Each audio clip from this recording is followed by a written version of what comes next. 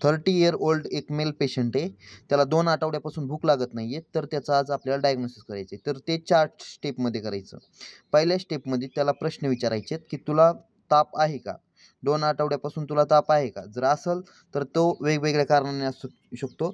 जसं की typhoid, fever with unknown origin, त्यानंतरनं TB वगैरे कोणतंही इन्फेक्शन असू शकते. त्यानंतरनं त्याला विचारायचं आहे, की तू कोणतं रेग्युलरली मेडिसिन घेतोस का? जसं की बिगोनॉइड्स, डिजिटॅलिस, अँटीबायोटिक, अँटीमलेरिया यासारखे. जर तो रेग्युलरली हे मेडिसिन घेत असेल, तर त्याला त्या कारणांमुळं त्याला भूक लागत नसणार आहे. त्यानंतरनं त्याला तिसरा प्रश्न विचारायचा आहे, की तुला कोणतं ॲडिक्शन आहे का? जसं की मसाला, गुटखा, टोबॅको, अल्कोहोल याचं जर ॲडिक्शन असेल, तर त्याच कारणामुळं त्याला भूक लागत नसणार आहे. त्यानंतरनं त्याला चौथा प्रश्न विचारायचा आहे, की तुला खोकला येतो का? आणि लो ग्रेड फीवर असतो का? म्हणजे थोडा कमी ताप असतो का? त्यानंतरनं खोकल्यासोबत बेडका येतो का? जर येत असेल, तर हे TBचं इन्फेक्शन असू शकते आणि त्यामुळं त्याला भूक लागत नसणार आहे. त्यानंतरनं दुसऱ्या स्टेपमध्ये आपल्याला त्याचे डोळे बघायचे.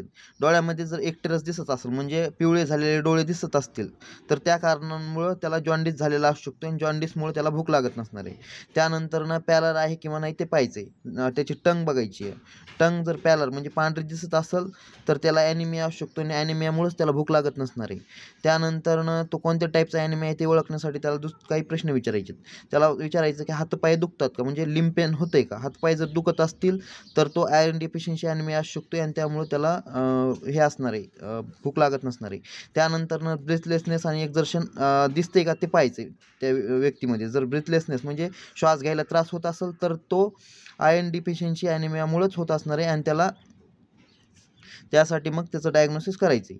त्यानंतरनं त्याचं ॲब्डोमेन पाल्पेट करायचं आहे. ॲब्डोमेन पाल्पेट करत असताना 9ला 9 रिजन्स पाल्पेट करायचे आणि त्यानुसार त्याचं डायग्नोसिस बनवायचं आहे. त्यानंतरनं ॲब्डोमेनमध्ये स्प्लीन आणि लिव्हर पाल्पेट करायचे.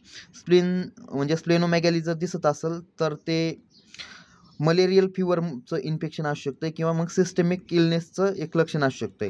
त्यानंतरनं लिव्हर पाल्पेट करायचं आहे. जर हिपॅटोमेगॅली दिसत असेल, तर ते एंटेरिक फीवर म्हणजे टायफॉईडचं फीवरचं इन्फेक्शन असू शकतं किंवा मग एखादं सिस्टेमिक इन्फेक्शन असू शकते. त्यासाठी ते पाहायचं आणि त्याच्यानुसार त्याचं डायग्नोसिस बनवायचं आहे. त्यानंतरनं इपिगॅस्ट्रिक रिजनमध्ये पाल्पेट करून बघायचं आहे. इपिगॅस्ट्रिक रिजनमध्ये जर एखादा लंप दिसत असेल, तर तो कार्सिनोमामुळं दिसत असणार आहे. त्यानंतरनं स्टमक पाल्पेट करायचं आहे. स्टमकमध्ये एखादा लंप दिसतोय का पाहायचं आहे. लिव्हरमध्ये लंप दिसतोय का पाहायचं आहे. असेल तर तो कॅन्सरचा लंप असू शकतो आणि त्यामुळे त्याला ॲनोरेक्सिया असू शकतो, म्हणजे भूक लागत नसणार आहे.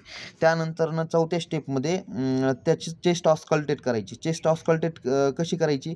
चेस्टच्या सगळ्या रिजनमध्ये ऑस्कल्टेशन करून बघायचं आहे. जर त्याच्यामध्ये क्रॅकल्स वगैरे साऊंड दिसत असेल, व्हिजिंग साऊंड दिसत असेल, त्यानुसार त्याचं डायग्नोसिस करायचं आहे. ट्युबरक्लोसिस वगैरे जर झालेला असेल त्या व्यक्तीला, तर त्याला ॲनोरेक्सिया असणार आहे, भूक लागत नसणार आहे. मग त्यानुसार त्याचं डायग्नोसिस बनवायचं आहे. त्यानंतरनं न्यूमोनिया वगैरे असेल तरीही त्याला फीवर असणार आहे. फीवर असल्यामुळे त्याला भूक लागत नसणार आहे. किंवा मग कॅन्सर वगैरे असणार आहे, चेस्ट कॅन्सर वगैरे, त्यामुळे सुद्धा त्याला भूक लागत नसणार आहे. मग त्यानुसार त्याचं डायग्नोसिस करायचं आहे. तर आपल्याला अशा प्रकारे ह्याचं डायग्नोसिस करायचं आहे. तर की पॉईंटमध्ये काय बघायचं आहे आपल्याला? सगळ्यात पहिल्यांदा पॅलर बघायचं. पॅलरमध्ये ॲनिमिया असेल तर मग त्यामुळं भूक लागत नसणार आहे. जॉन्डिस बघायचं. जॉन्डिस असेल तर भूक लागत नसणार आहे.